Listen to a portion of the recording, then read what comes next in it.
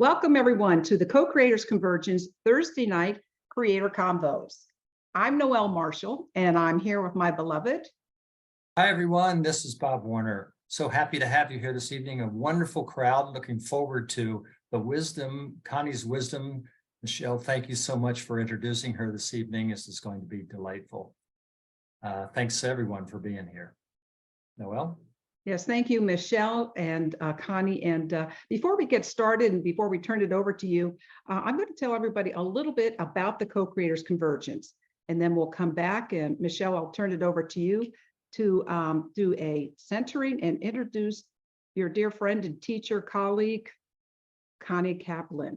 So excited that you have brought the superstar here with us tonight. So hold on and we'll be right back.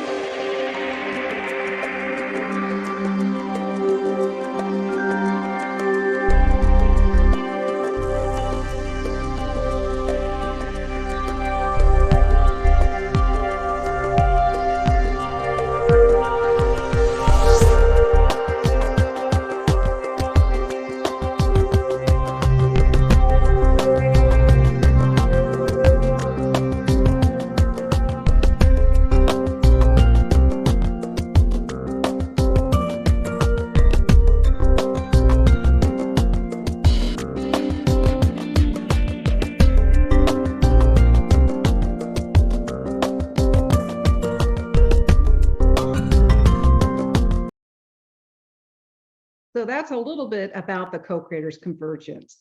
And before I turn it over to the magic talking stick to Michele and Connie, I want to tell you a little bit about the Co-Creators Convergence. We've been having an annual gathering for 10 years. Started out with Barbara Marks Hubbard, and she was at all of them until, of course, she passed. But this year is our 10th anniversary, so we're doing something extra special. We're going to Costa Rica for a week. And we do have an early bird pricing on that of $12.50, and you can learn all about it if you go to co-creatorsconvergence.com. We'll be visiting the University of Peace, Costa Rican Humanitarian Foundation, and then going to the Sacred Valley of Orosi and the thermal baths, Guayabo National Monument, many beautiful things, as well as doing processes, journaling, and personal time.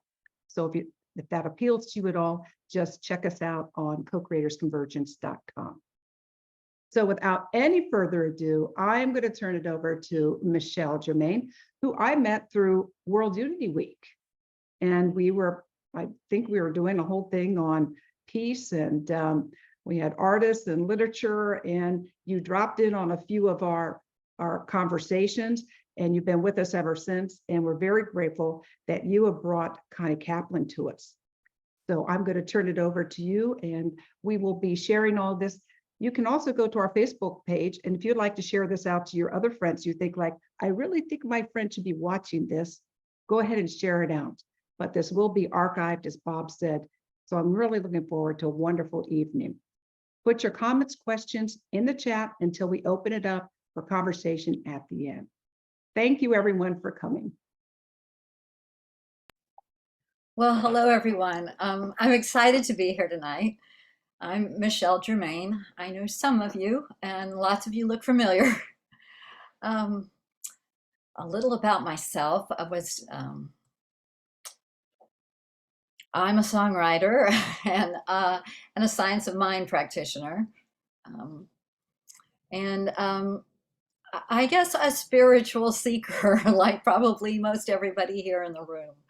Um, I came across Connie and on the Gaia channel and was just immediately captivated by her because the what she was talking about was so in line with well, for one thing, this Barbara Marx Hubbard legacy group. I've been listening a lot to Barbara's meditation about our universal self. And when Connie began talking about the invisible garment, I was reminded of a dream that I'd had, and it was really about this universal self, but in the form of a garment, a cloak. Anyway, before I get into Connie's history, I want to tell you about Connie and hand it over to her. Um, Maybe we could just do a centering around this concept. I think a lot of you are probably familiar with the invisible garment, her invisible garment work, or you're about to be familiar with it after tonight. So if we could just maybe take a deep breath. I need this myself. I'm a little nervous. And imagine that we wear a cloak, an invisible garment. And I'm going to read a bit from Connie's prologue about this metaphor.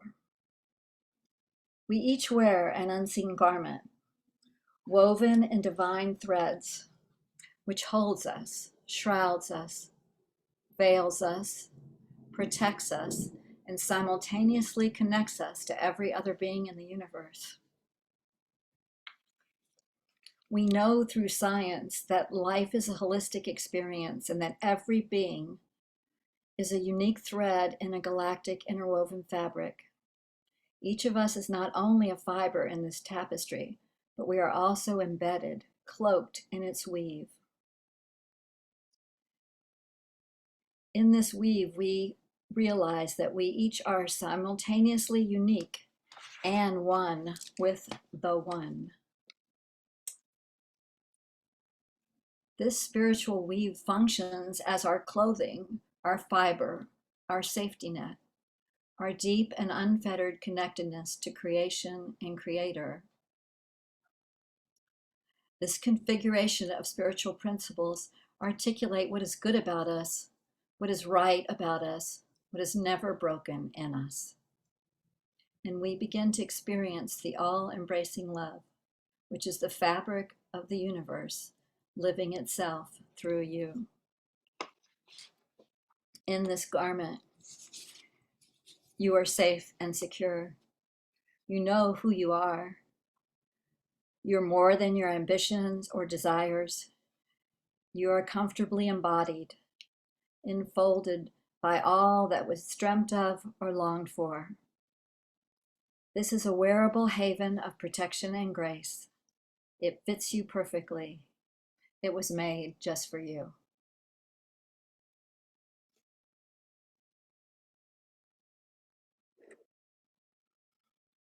So, as we are here together in one collective and aware of our connection to each other, I so value Connie's work because it points us towards our own uniqueness.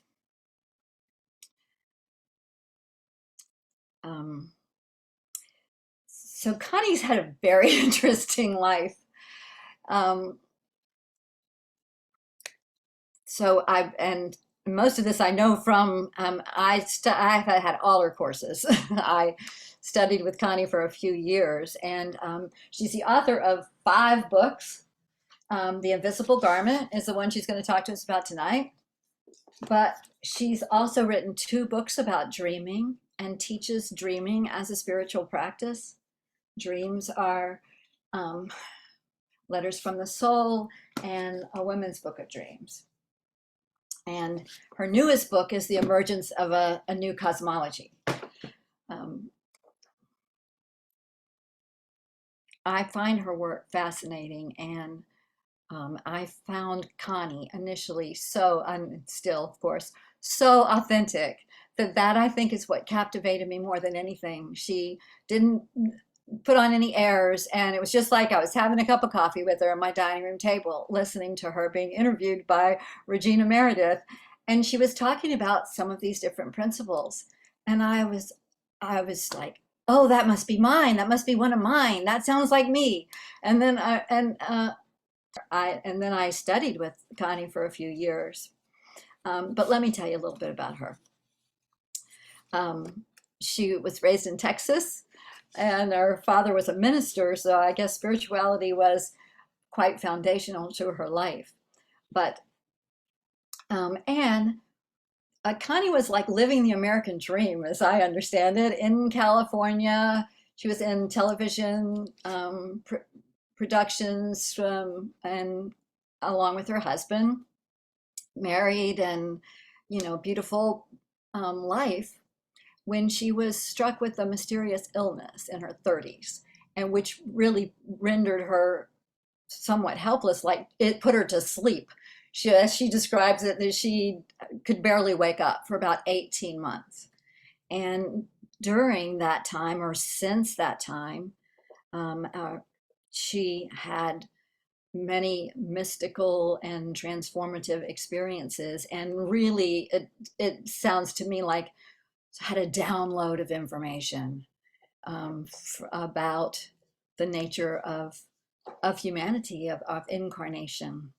And now she devotes her life. She's no longer in the television industry. Now she's a spiritual instructor, mentor. She has these online courses. She's written these books.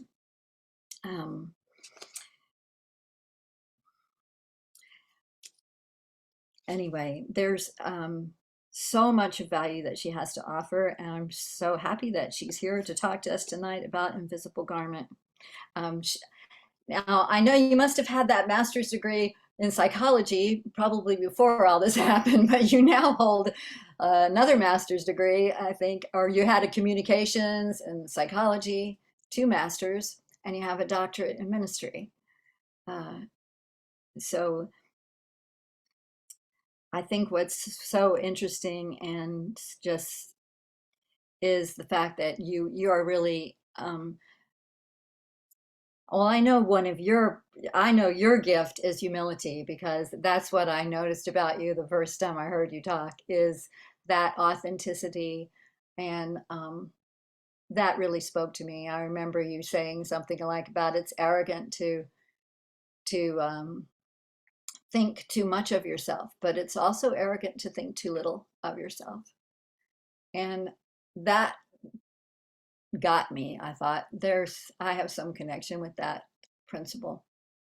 You're not like, follow me, I have something to teach everyone. It's like you are focused on everyone else's awakening of their own uniqueness. And I remember you saying that sometimes we think these things are what's wrong with us, and it turns out to be that they're exactly what's right about us. And when we know ourselves better, we can live into that universal self and live and understand our own principles of being. And it just makes life so worth living. And so I'd like to introduce y'all to Connie Kaplan. Thank you, Michele. That was very sweet. It's nice to see you again. Michele has been a student, and then after she stopped taking classes, and by the way, Michele, you haven't taken all the classes, so I haven't. Oh no, the cosmology.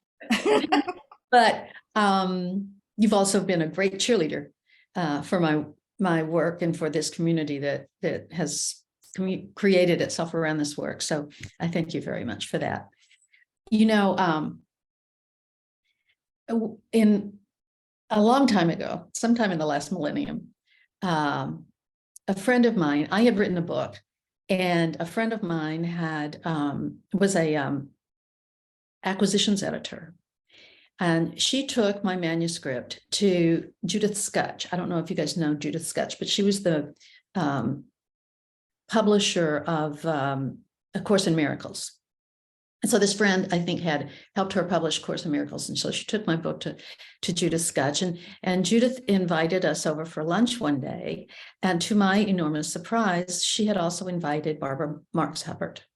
So I got to meet Barbara, and they were both just so amazing.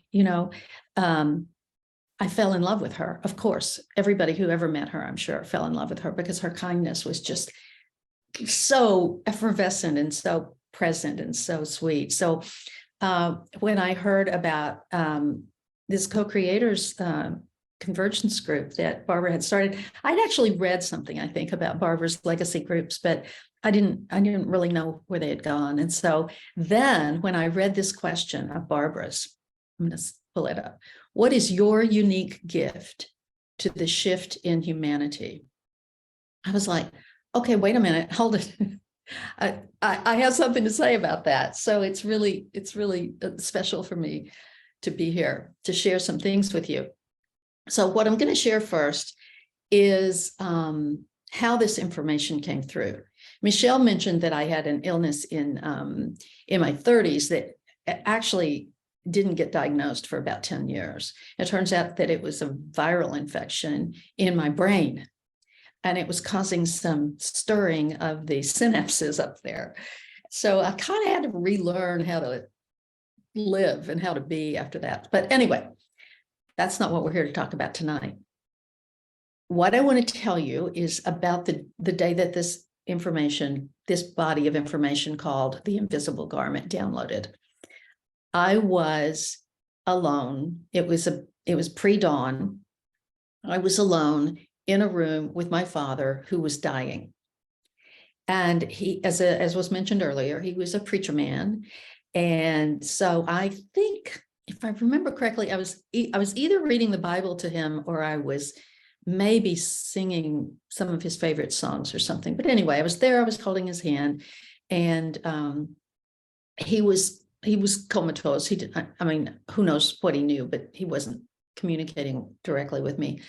And I heard the door open, and I turned around because he was in a nursing home. It wasn't a hospital, but he was in a nursing home. And I figured a nurse must be coming in to check his vitals or something, because it was pre-dawn. It was too early for anybody to be coming by to see him.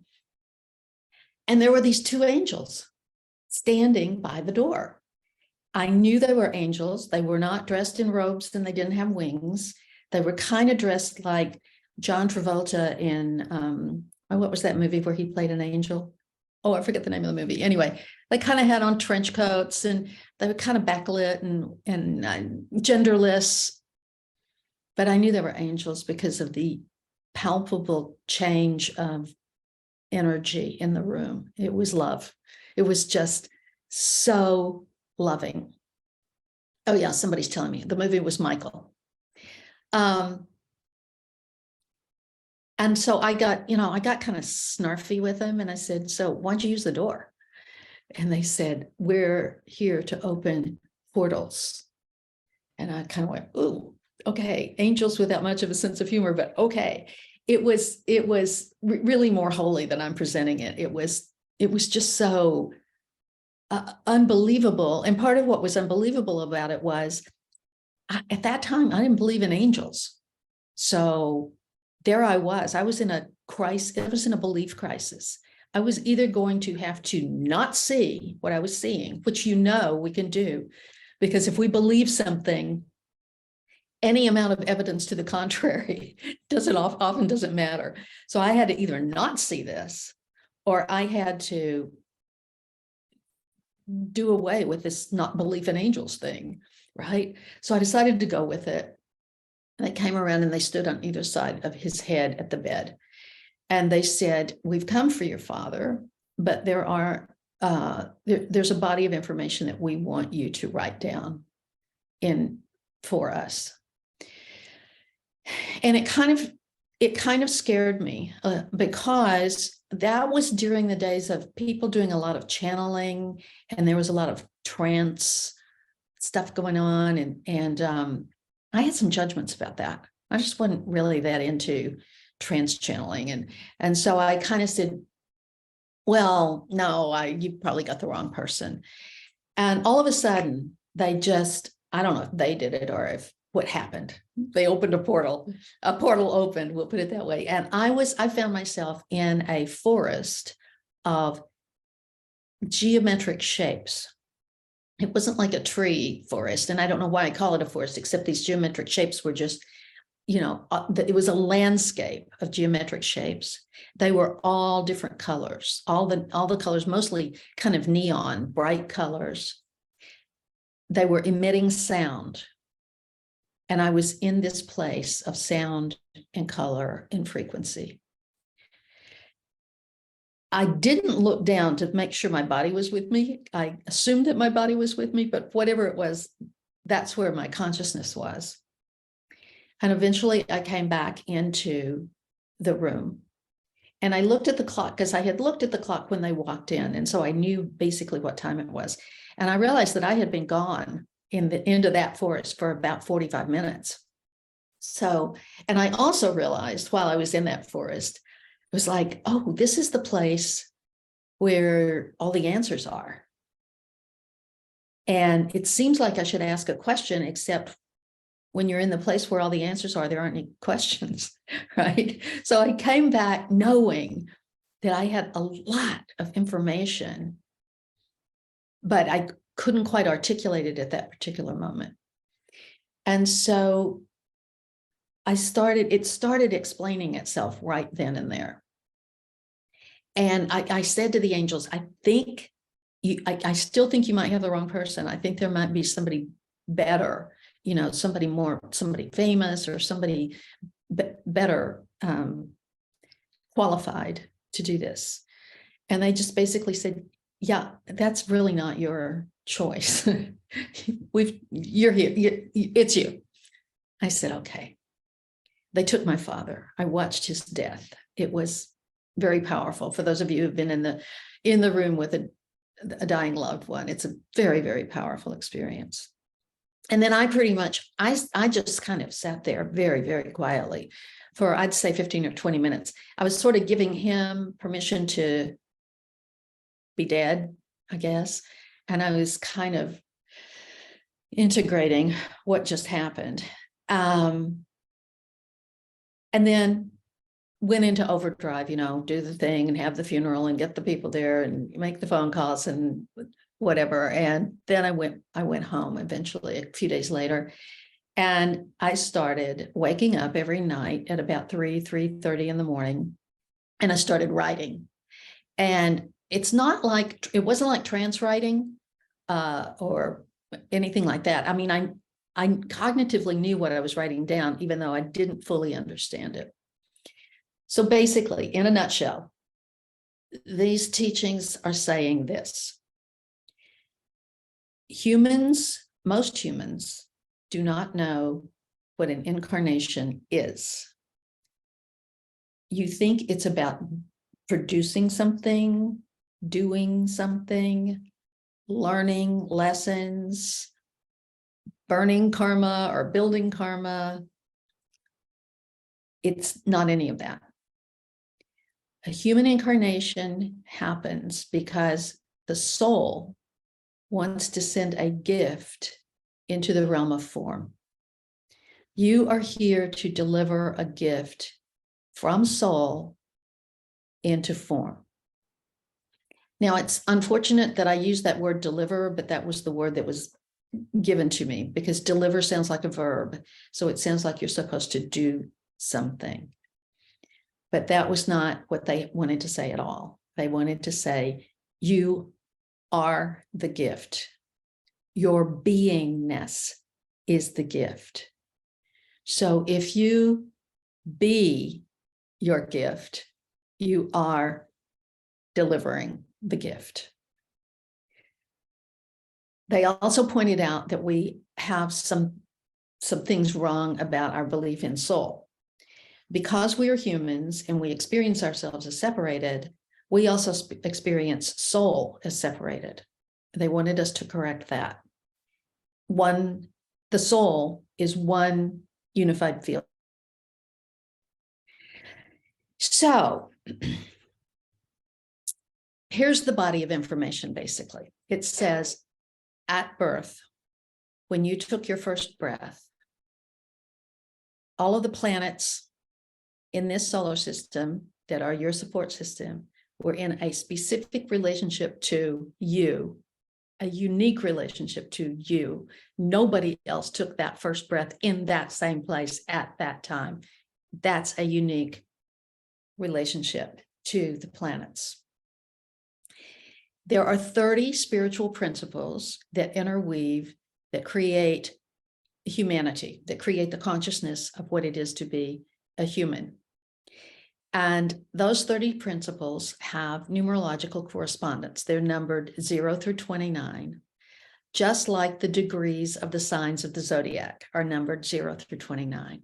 So the way we discover which principles are unique to your garment, because when you took that first breath, that garment weaved itself around you, and the principles that are unique to that garment correspond to the degrees of the planets, where they were in the heavens at the moment of your first breath. Now, I'm not an astrologer, and I did point that out to the angels. I offered to recommend some good astrologers for them, and they said, no, we need somebody who doesn't think she knows anything. I'm like, oh, okay, I guess you're in the right room after all, because this body of work does really ask that of you.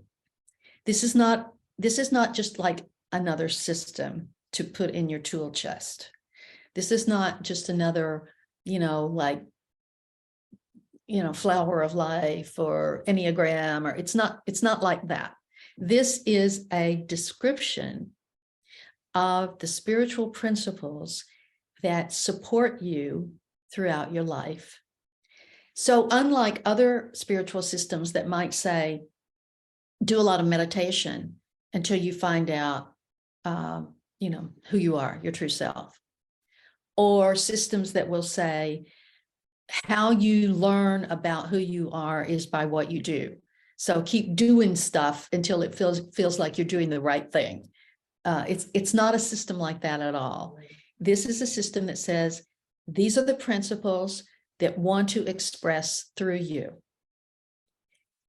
Get out of their way and let them express through you. So that your job in this work is first learn what your principles are, study them so that you can understand what they are, and then eliminate everything else, because you don't have to be anything except this particular configuration of energy as created by the interweaving of these principles. So there's that. Another piece of it is that, unfortunately, that in order for me to understand this body of work, in order for me to share it with you, we have to use words. And words can get really weird when we're trying to figure out their meaning. And I'm learning, especially right now, I have a pretty hefty group of students right now, and many of them are from other continents, and English is not their primary language. And so I'm learning more and more and more about English. English isn't rooted in anything. There's not like an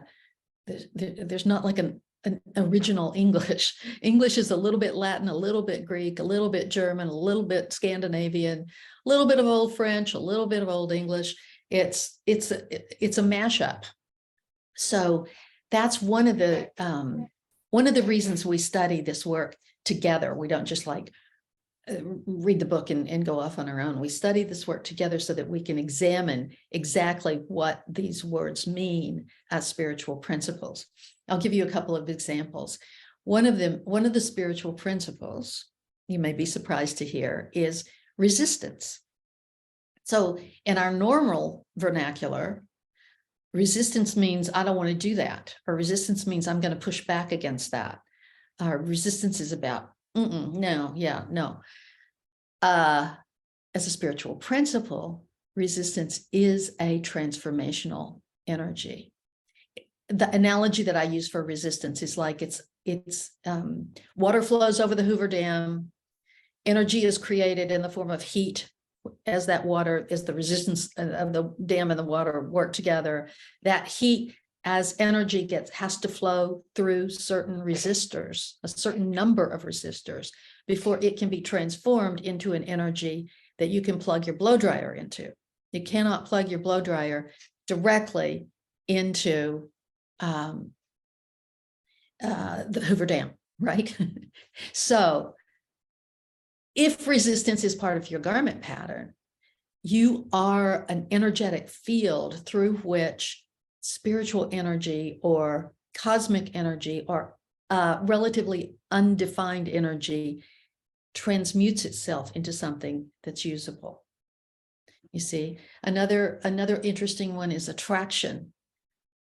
The word attraction, the way we've come to use it, especially in the last few years of greed, is I attract what I want. I attract what I need. I imagine what I want until I get it. That's the kind of principle of attraction that's been made popular by the New Age. But this system defines attraction as making oneself available for what needs us. An analogy that I use here is like a flower. A flower opens, and the flower does not need a podcast, and the flower does not need to run around and try to make friends with everybody in the garden. A flower doesn't need to do anything except be available. The birds and the bees and the butterflies and even the humans who need something from that flower will come to the flower. So if the principle of attraction is in your garment pattern, all you have to do is be attraction. You don't have to do attraction. That is probably the hardest part of understanding this work. It's asking you to be and let what it is that you are to do come to you and say, do me.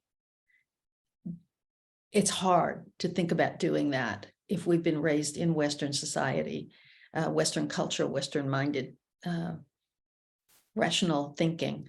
It's hard to think about what it would be like to let my beingness bring my work to me.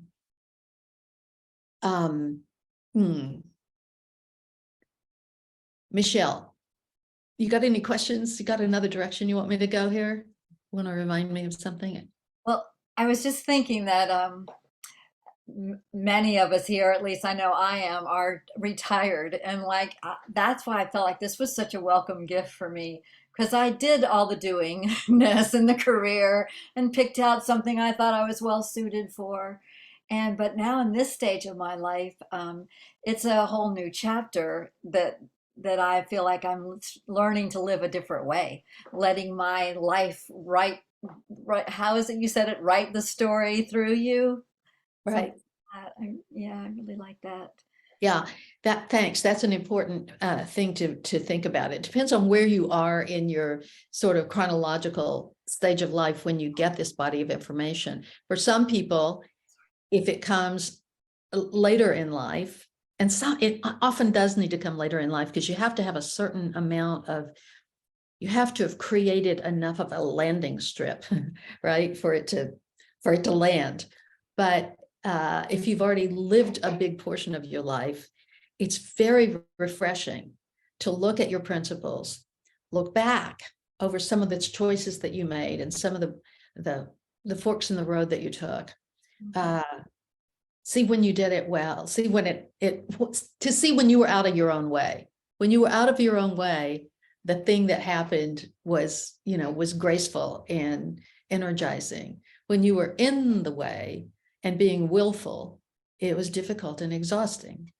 So there's that. But also, when you learn these about these principles, when you have young children in the house, that's also a really interesting thing, because then you can look at your children through the lens of their principles, rather than through what you think society thinks you should do as a mother, or as a father. And so that's a nice time for it to come through. So the information comes through in whatever way you're ready to hear it. I'm feeling like one of the other things I want to do here is just name these principles. I'll name them in numerological order. And so that way you can listen, you can just hear them. And if any of them kind of stand out to you, you know, you can put a question in the chat box or something, and I'll describe how the word doesn't quite fit according to our regular vernacular, but what the principle is, what the spiritual energy behind this principle is. So the principles are placement. The second one is innocence, purity, memory, beauty, extension, regeneration, generosity, goodness, awareness, reciprocity, flowering, creativity, intelligence, ecstasy, resistance, unity, attraction, focus, service, gratitude, harmony, dreaming,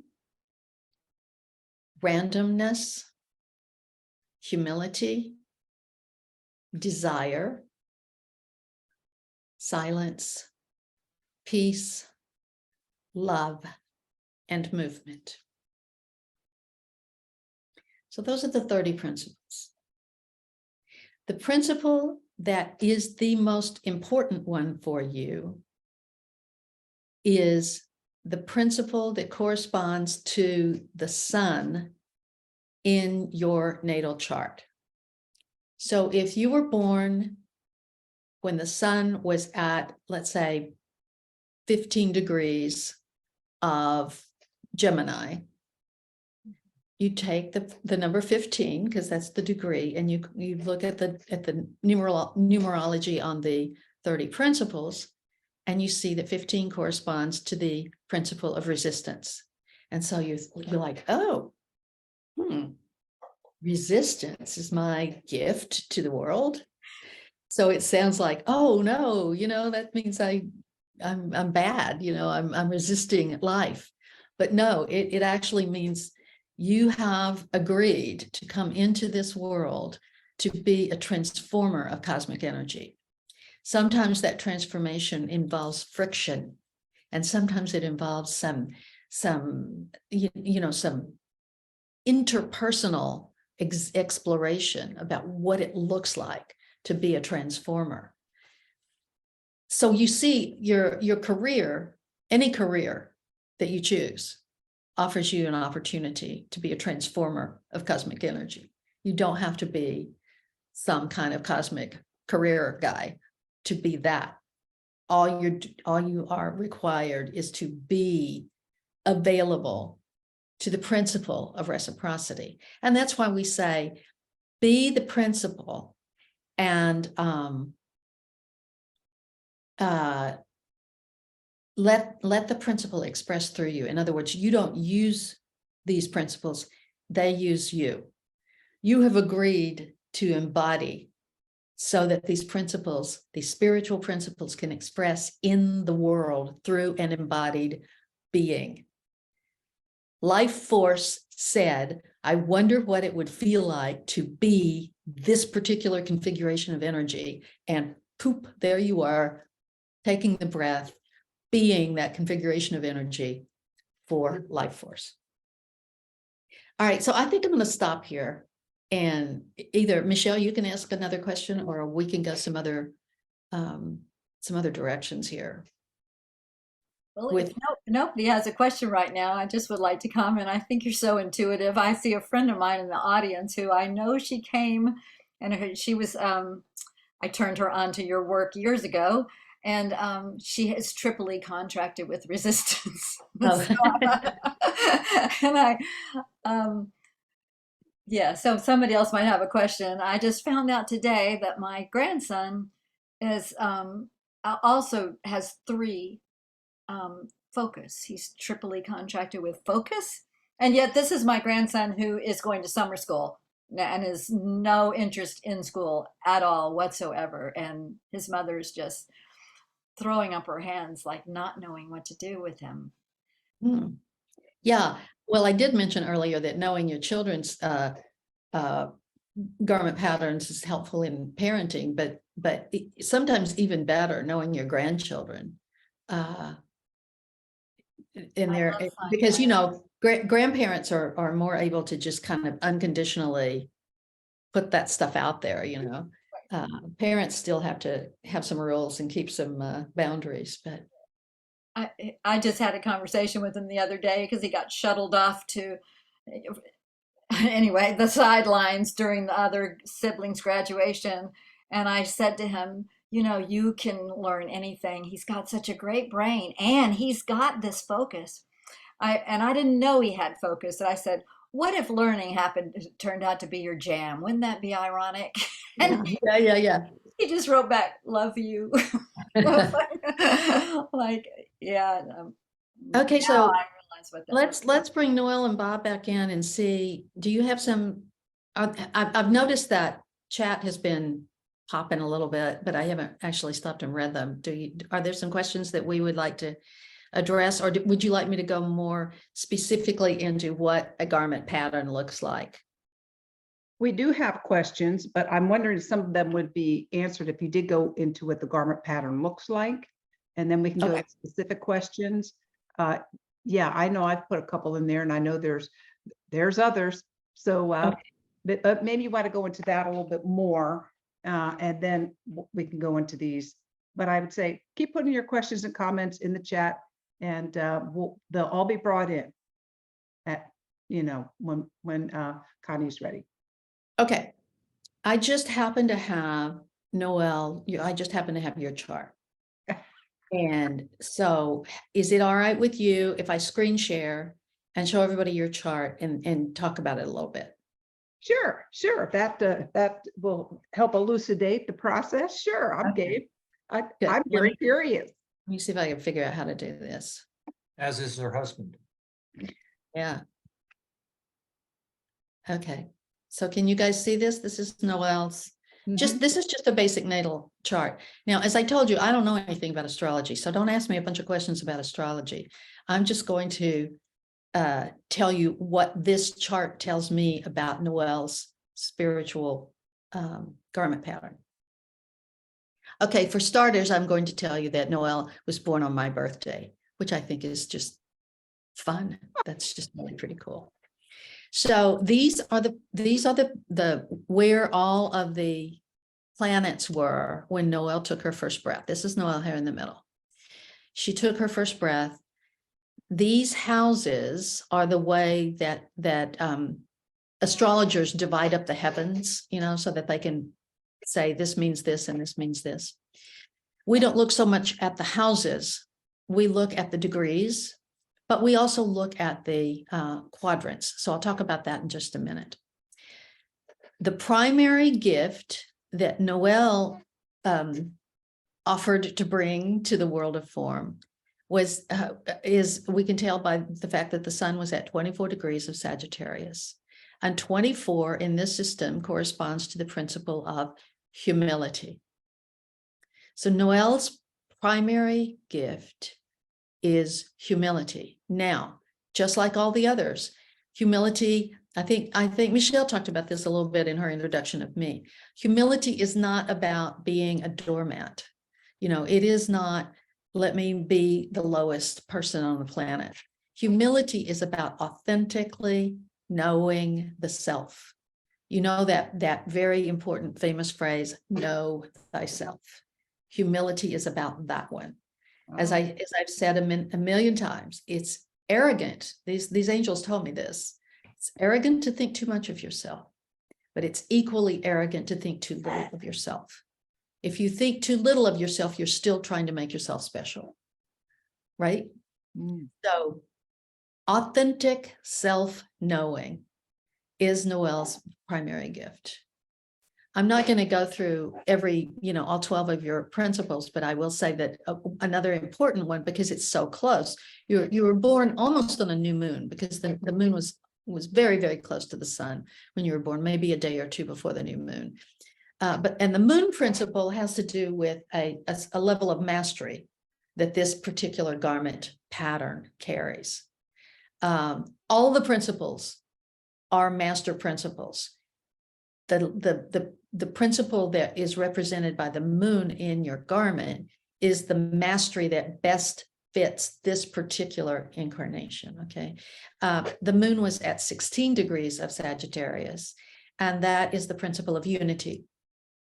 And unity in this system is not just, about we're all big, we're all one. Unity is about deeply understanding genetic lineage, deeply understanding that we come from a genetic line. We stand at the end of a genetic line. Well, maybe not at the end if we've had children and grandchildren, but we have ancestors behind us. It's an awareness of the ancestors.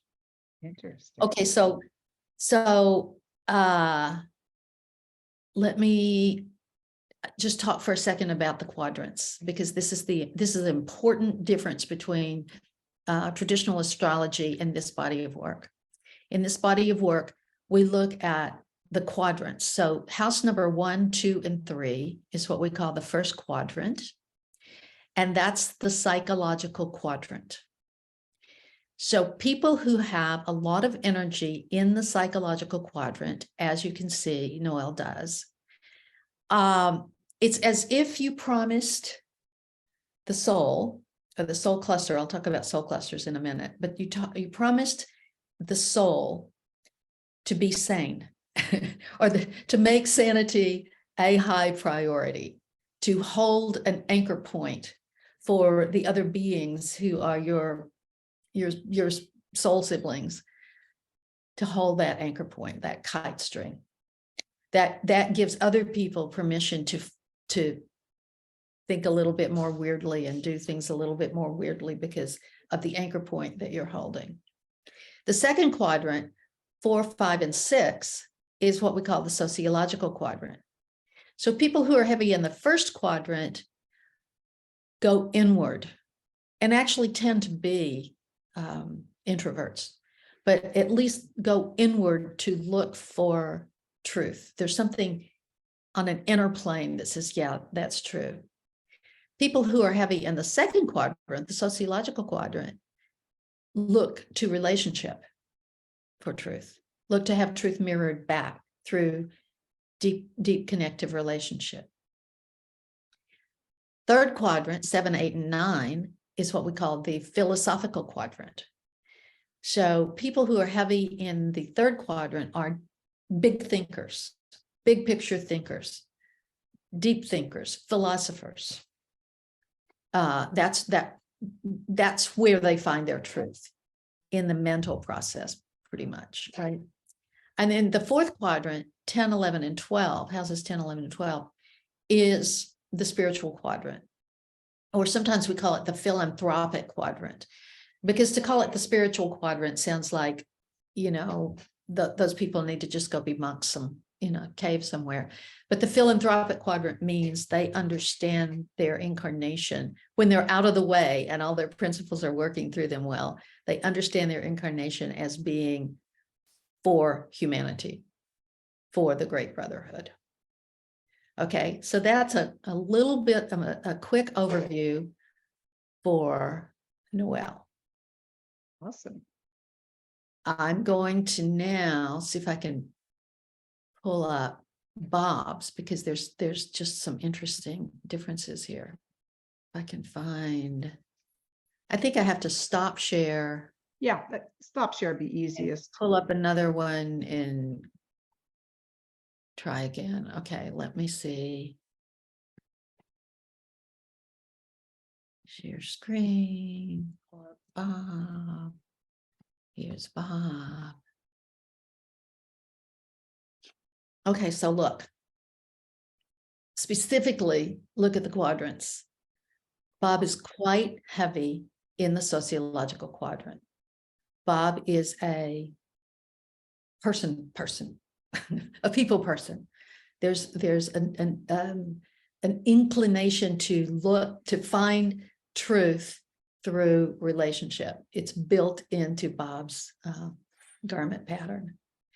And you know, I don't know Bob, and all of you guys do, so you can judge how accurate this is for him. But the spiritual principle that is Bob's primary gift is the principle of generosity.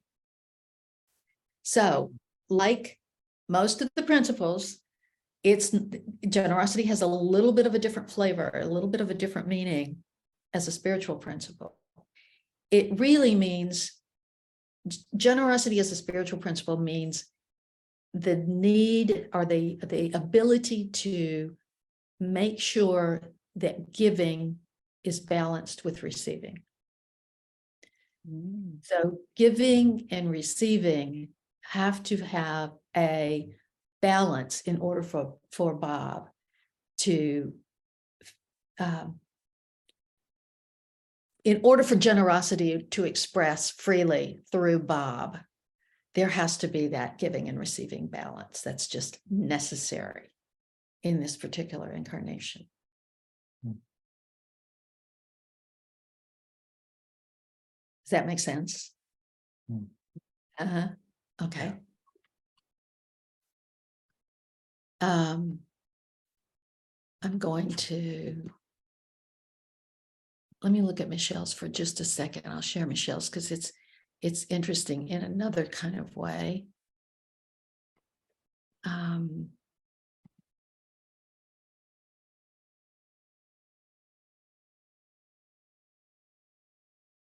Okay, can everybody see Michelle's okay?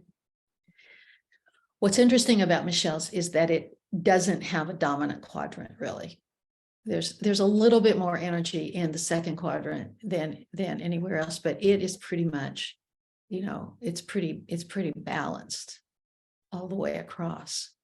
But another thing that's interesting about it is that the sun principle is 0.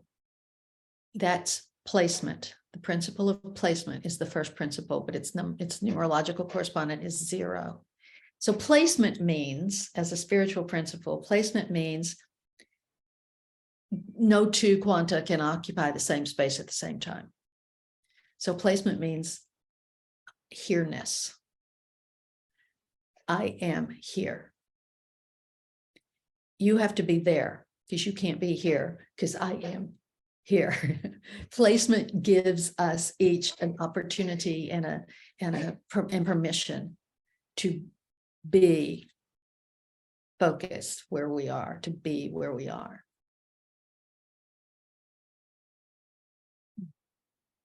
Okay. And then there's one more. This is from another friend who I'm pretty sure is on the call. I hope it's on the call. And I do have her permission to share this, and I want to share this just because I want to prove that I'm wrong. Because I just finished saying we don't look at houses, we look at quadrants, and we do look at quadrants. But this particular configuration is really, really interesting. It's very, very, very, very focused in the second quadrant, in the people person quadrant. But sometimes there's a house that stands out. And in this particular case, the 4th house stands out. The 4th house in traditional astrology is the house of the mother. So in this body of work, when there's a lot of heavy energy in the house of the mother, it sometimes has to do with the biological relationship between you and your mother. But mostly it has to do with the life practice or the life experience of releasing your biological mother from all of her from all the projections that you have toward her, and reestablishing Gaia as the mother, understanding the great mother. And then that kind of turns around on you too. If you have children, you become the mother, and you have to let them understand the great mother. It's a very matriarchal, sacred commitment that you've made by taking your first breath at that particular moment. And I won't go into a lot of details, but I do know that Dana ended up more or less mothering an older brother who had an accident and needed a lot of family attention. It's also interesting. So throughout her childhood and his, there was a sense of mothering that came through. It's also interesting that, like Michele, her son principal is placement. So there was something about that rootedness. It was placement in Virgo, which is a earth sign. There's something about that rootedness, that I'm here-ness, that allowed her to be the great mother in an interesting way, even with someone who wasn't necessarily her biological child. So let me stop sharing. Hopefully that helped, and maybe raised some more questions. So where should we go from here? I think I'd like to invite, there's a lot of questions and comments, so I think I'd like to put it in gallery view. And if you would like to use the raise your hand feature, then that way Connie can speak with you. And as Dana's unmuting herself, I'd just like to say, Connie, thank you so much for doing the chart and using us as the example for explanation for Noelle and I. And really, there's a lot there to unpack for each of us. For Right. ourselves. Well, I only talked about one of 12 principles for you, but right. Yeah, absolutely. Thank you. Like to find out more, but we eventually. So Yeah. not tonight. Okay, Dana. Oh, thank you. Thank you very much for speaking about my blessings.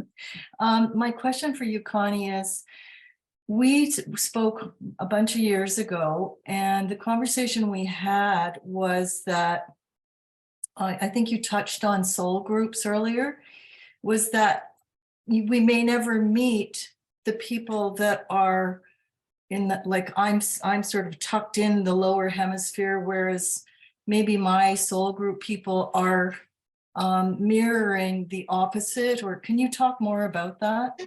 yes, thank you. That was something I should have spoken about earlier. So that's another kind of unique aspect of this body of work, is that we are born in clusters. So in other words, when the soul, when the midheaven in our garment pattern on our natal chart, the midheaven principle points us directly home. So in other words, when we're born, we take that first breath. The thing that is directly above us in the heavens is our midheaven, and that's also our path home. Several incarnations will come in at around the same time, carrying that same midheaven principle. So it's like a little family. We call them soul clusters in this body of work. However, but it doesn't have anything to do with like soulmates, like looking for that person that you're supposed to marry or anything like that. And in fact, we don't usually meet anybody who's in our soul cluster while we're alive, because it's redundant. So what we know is that we have a family of people who are also spread out across the 4 quadrants. And that's part of what gives us permission to be me. I don't have to do the other 3 quadrants. I don't have to be everything. I can be just me. That's the gift that I came to be. And by being me, I am holding anchor, like I said, like I described Noel doing, or just doing it in behalf of my cluster family, my cluster siblings. So does that answer it enough, Dana, or did you want?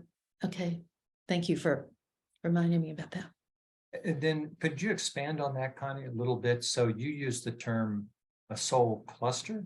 Mhm. And of those that might have come at the same time, and the likelihood of ever meeting them in this incarnation is very low. But commonly, not commonly, but commonly amongst people that be on call like this, we hear the expression soul group.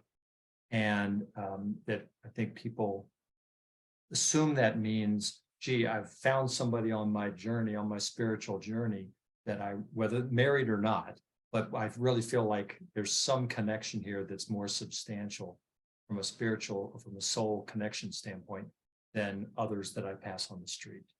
Mhm. Can you comment about that distinction? I mean, sort of the common vernacular, if you will, compared to the description you just gave of soul cluster?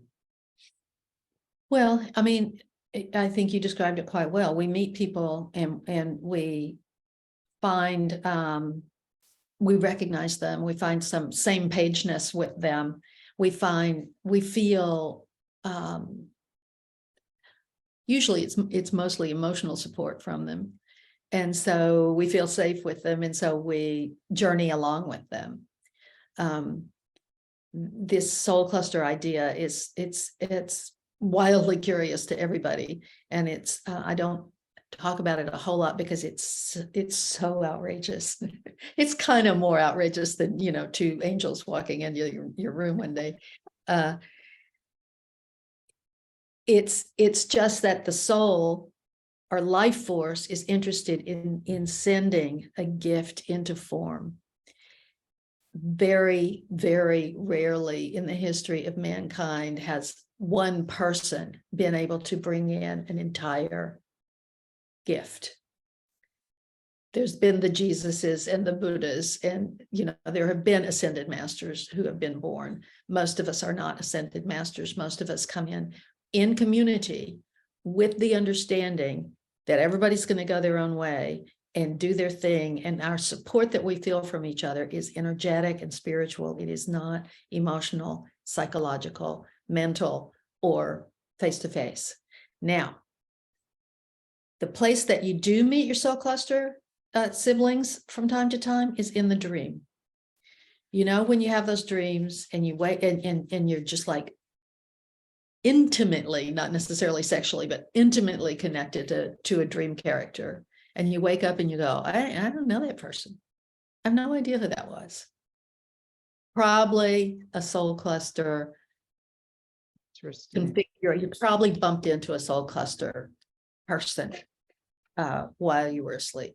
That's not a guarantee, but that's pretty much what it feels like. And you wake up feeling loved and supported and great. Right. Thank you. Thank you. We do have a lot of questions here. I'm going to go back in reverse order. Linda would like to know, how many principles do each of us express in our charts? So everyone has more or less, the way these principles work is that they circle around you in your torus. They're there. They're like little satellite dishes, and they're there in your torus. Everybody has all of them in your torus. There are 12 positions in the natal chart. It's like the sun, the moon, the planets, the midheaven, and the ascendant. Those 12 positions in your natal chart are the 12 threads that we look at as your garment pattern. So it can be up to 12. But earlier Michele mentioned that her grandson is triple contracted with the principle of focus. That's because Mercury and Jupiter and Neptune might all have the same degree They could be in different signs and different houses, and they have different roles to play in your life, but they could all be in the same degree. So you might have double or triple energy from certain principles, but still each of the positions in the chart has a specific role that they play in your garment pattern, in your life. So it could be up to 12, but with doubles and whatever, it could be fewer than 12. But there are definitely 12 threads that weave your garment pattern. Very good. And I think you also answered this other question. What does it mean to be triple contracted? Yeah. I think you just answered that one. Let me see. Does the invisible garment name and list these and give the system to figure out for yourself? Yes. Okay. Very It's in the good. book, for sure. And it's also, my website is theinvisiblegarment.com. And there's plenty of free stuff there to read about how to do it and what the charts are and what they mean. And there's free stuff there. But I'll take this opportunity to say that we also teach classes. I also offer workbooks. So if you want a workbook, I take your garment pattern and break it down into, all of the different principles and give you very specific information. That's just about you, in the workbook. So there are workbooks to order if you want to go at it that way. You can have a private session with me if you want to go at it that way. But we've learned that studying this work in groups is really powerful because of what just happened. We look at Noelle's chart, we look at Bob's chart, and we go, oh, wow. Well, then, this happens with some people and this happens with some people. So we also offer classes. So those are the various ways. But the short answer to your question, can you do it yourself? Yes. So Gail asked, so not everyone has all 30. And I think that's, gets back to the 12. You could have Right. up to 12. So Right. you don't have. So in other words, all 30 of them are kind of floating around in your Taurus field, Mhm. but 12 of them are more like little satellite dishes that are focused on, exactly what kind of information you need to bring in order to understand your pattern. Okay. And see, some have the angels ever come back? The ones the initial angels ever come back to see you, or did they just took you into a portal and downloaded this? They come back in information form, in another kind of download or another kind of portal opening. They haven't ever barged into the room again. Okay, let me see. I'm going to go down to the bottom here. There's some more messages. Can someone end up not fulfilling their contract agreement? Good question. It's not really about that, but you can end up with so many lies woven into your psychological story that you tell yourself about yourself, that you're not able to get out of the way for these principles to operate through you. Principles are not going to betray you. They're not going to leave you. They're not going to not be there. But your own cosmology, your own ontology, your own story that you tell yourself about yourself can sometimes prevent them from expressing through you in a clean and clear way. So that's another thing that we do in class together, is we learn how to identify those lies, those blockages, and not only identify them, but we learn how to work with them, not in a get rid of them kind of way, not in a psychological get over them kind of way, but there are some pretty powerful spiritual practices that we teach in order to recognize, identify, and clarify so that the principles can express through us. Okay, and is it possible that someone can choose not to fulfill the contract they agreed on? Well, I mean, it's that same question. In question, yeah. The I same, thought it it's the was. same answer. I mean, yeah, you can be very willful and just childishly stomp around and not be who you came here to be. Absolutely. Okay. I think we can probably name some people that show up in the news from time to time. Yeah, this reminds me, when I thought about your introduction, I was going to mention that you studied with Carlos Castaneda. So that name is probably familiar to a lot of people in this group, I would think. It certainly is to me. Sort of tells our age, but that practice of recapitulation it was really significant for me. I mean, you're the one that told me, like, well, you say you're happy, but you're I see tears. and and it made me focus on like, where here I am, a grown woman, and I'm getting my feelings hurt. And you were the one that said to me, Connie, like, it's a good idea to look at what's hurting your feelings, and what is that about, and then you talked to me about that process. That was really huge for me. These stories we tell ourselves about ourselves, we kind of get so programmed to a conforming way of life, or conventional way of life, or what the right thing and the appropriate thing is to do, and or be, that we do, I think, get a lot of sort of lies woven into our self concept. And Right. And that points back to what you said. And Kate, I see your hand. I'm coming to you in just a second. But that points back to what you said, or what you read from the prologue of the book.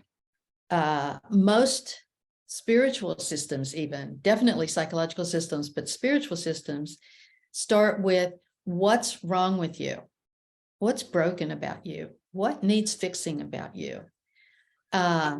This system says, start with what's right. Here are 12 things that are absolutely you. Be that, don't be anything else. Eliminate everything that is not you. So, Kate. Well, thank you. First of all, I like the simplicity of all of it. And it seems to me that the more we understand our qualities, it feels like it can take synergy to a whole new level.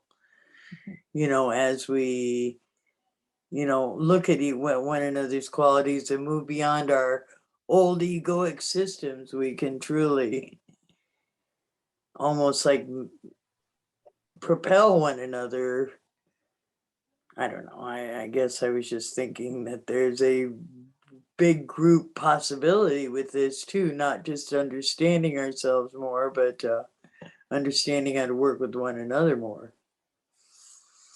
Yes, that's what you're saying is what I was saying about it. Really works well to study together, to study our principles together, because then we start being able to not only, I don't know, kind of endorse each other's rightness, but also to see the world through lots of different lenses. And that helps soothe our immaturities. In this system, rather than calling it the ego, because the ego has it kind of has a rap for being something that is structured by your your own mental body. This system has 4 principles that we call the delivery system. They are basically the egoic fields, a mental body, an emotional body, a physical body, and an ethical body. Those are the 4 things that you need in order to appear to be human, in order for the gift of the sun to get delivered. And so we look, that's one of the classes we take, where we look at those 4 bodies and how the principles of those 4 bodies in your unique pattern, in your unique garment, create a delivery system, create the stage that you stand on in order to deliver this gift of humility or generosity or placement, right? Okay, we do have another question. I think you answered it, but let's be clear about it. How can people get their personal chart? Well, I mean, certainly you can go to my website, you can contact me. I'm happy to either do a reading for you or just give you, I'll just give you your principles and you can take it on your own if you want. Yeah, that's how you do it. Or you just, you can just go and find an astrological website somewhere and work on figuring it out. But it's really fun to do it together with other people and to make sure that you're getting the definitions right and that you're getting the understandings right. Connie, what if you don't know the time of your birth?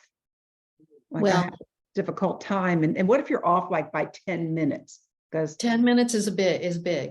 I mean, if like I pushed back on you. You sent me initially, you said 6-ish, and I pushed back and said, see if you could find something more specific than ish. And you did. A lot of times we don't know the time of our birth because we haven't researched it. It's usually on our birth certificate or it's in a hospital record somewhere. If you absolutely cannot find it, we just have to estimate. And so it will mean that 2 or 3 of your principles are probably not fully accurate. The midheaven, the ascendant, and sometimes the moon are going to be slightly inaccurate if we have the wrong time.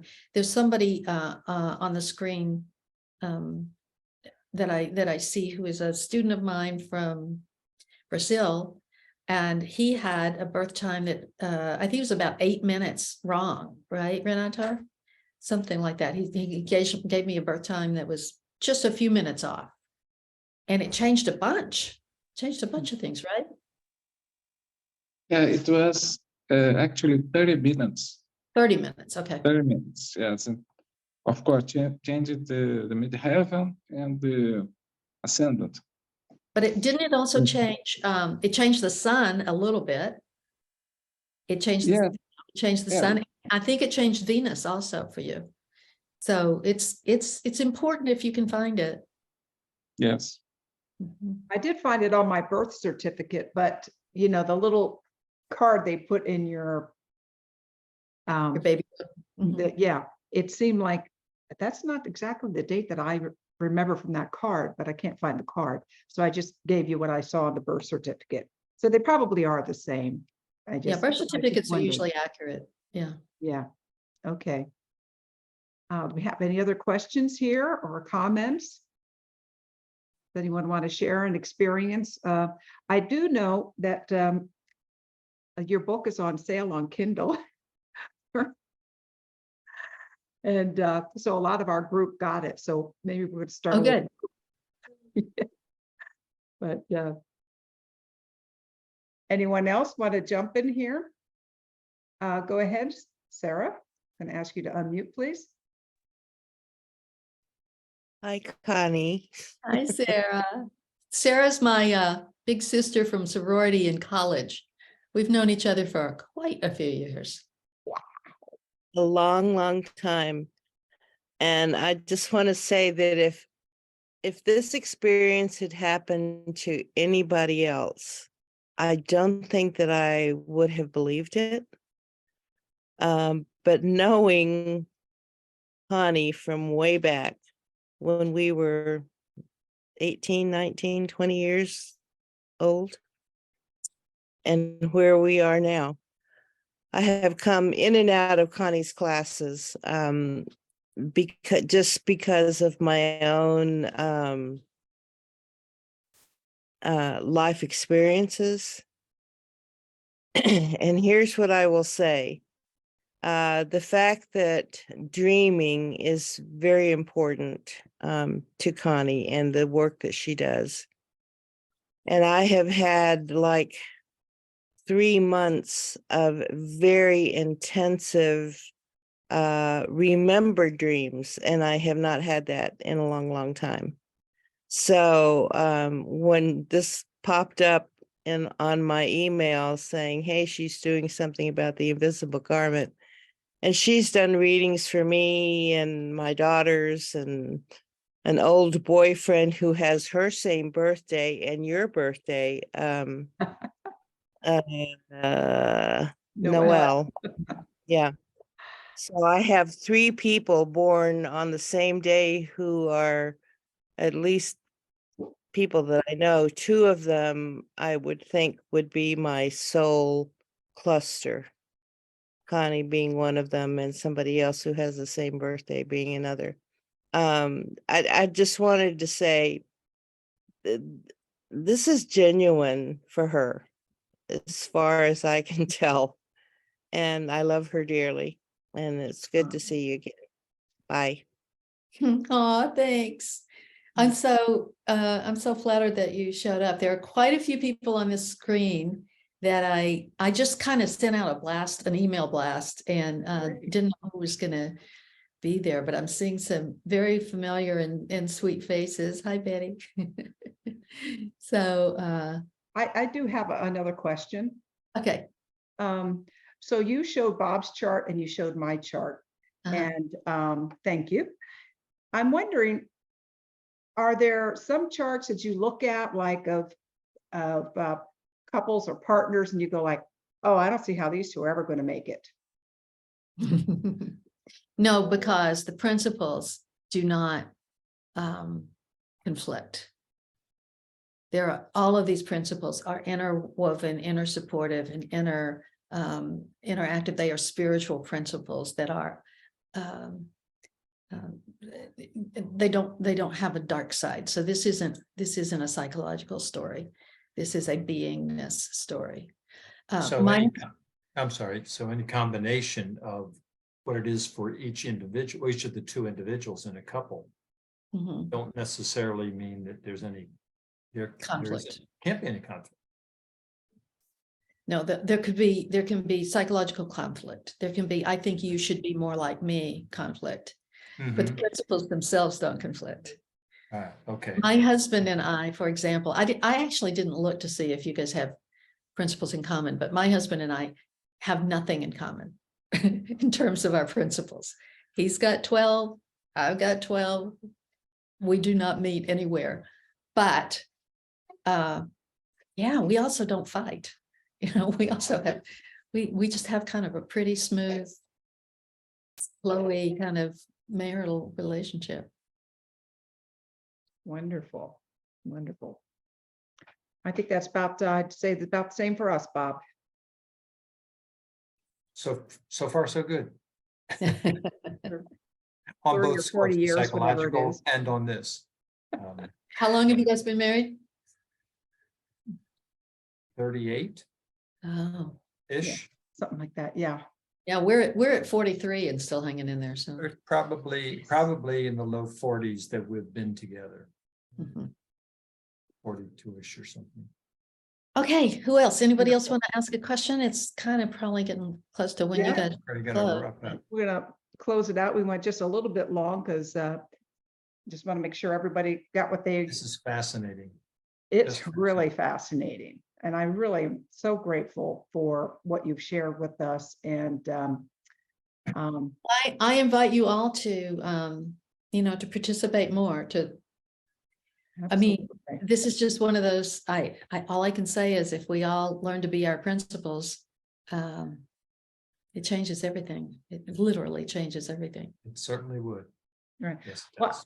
okay, so I do have one other question real quick. You said you met Barbara Stutch and Judith Scotch was Judith. the, yeah, yeah. she's the publisher of A Course in Miracles. right. Does A Course in Miracles resonate with this thought system or this system at all, or? I don't know. Okay, I just wondered if, yeah, she was very instrumental in getting that published. And so I was just curious because of the relationship. So, Yeah. I might just add here, I've studied a lot of different thought systems and Course in Miracles, and I haven't found anything that conflicts with these principles. I mean, I think they Christ consciousness and the principles inherent in that, I've never found any discrepancies. In fact, awesome. someone exposed me to the Theosophical Society, and I'm like, they're just bringing up all these old philosophers and everything, but this is new information. These aspects, the numbers in our astrology has been around forever, but who has ever spoken about the aspects of having meaning in and of themselves? And Connie's courses, at least the ones that I've done, just really take a deep dive into those planetary influences on the principles, or how the principles pertain to, if it's Mercury, your mental body, you know. And anyway, so it's just fascinating. You can do your whole chart by the book, but the coursework, you can really take a deep dive. She sort of breaks it up into groups like this. Yeah, I'll, in addition to just like knowing what your principles are, then it moves on. Each of the principles has a specific color, and it has a color frequency, and each of those colors then evolves to what we call the other side of the rainbow color, a different frequency that interfaces, and then each of the principles has specific portals that it opens into what we call super consciousness, into a broader level of consciousness than from the personal. So the work is as complex, and the classes will last as long as you want to hang in there and study with them. I did see Dana raise your hand a couple of minutes ago. You want to quickly say something before we close? Oh, thanks, Connie. My question would have been to, with the principles that are, my life is challenging.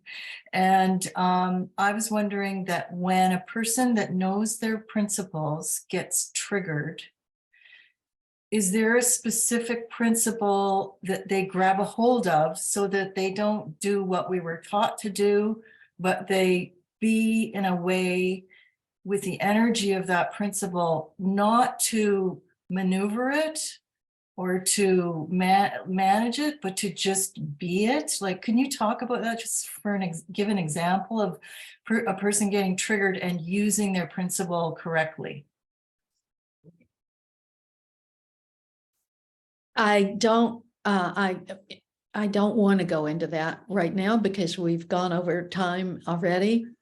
I will say that in this work, we try not to use violent language, so or the language of violence. And so the word triggered is one that we kind of avoid using. And also, as I said earlier, you don't use these principles, they use you. So if there's something that has happened in your psychological makeup or in your emotional makeup that is part of your old story, yes, there are spiritual practices that we work with in this body of work to recognize that and reframe it. But no, this is not a system that says grab onto this and use this. It's a system where we say relax your need to use and allow yourself to be used. Wow. Well, thank you. Thank you so much, Michele and Connie. This has been fascinating, elucidating. I just,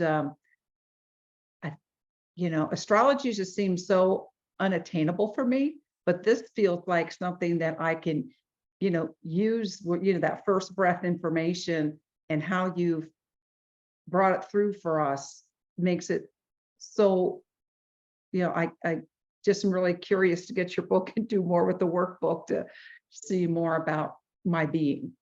Good. One last thing, because you just said, Sure. you said, I'm sorry, you opened another door for me.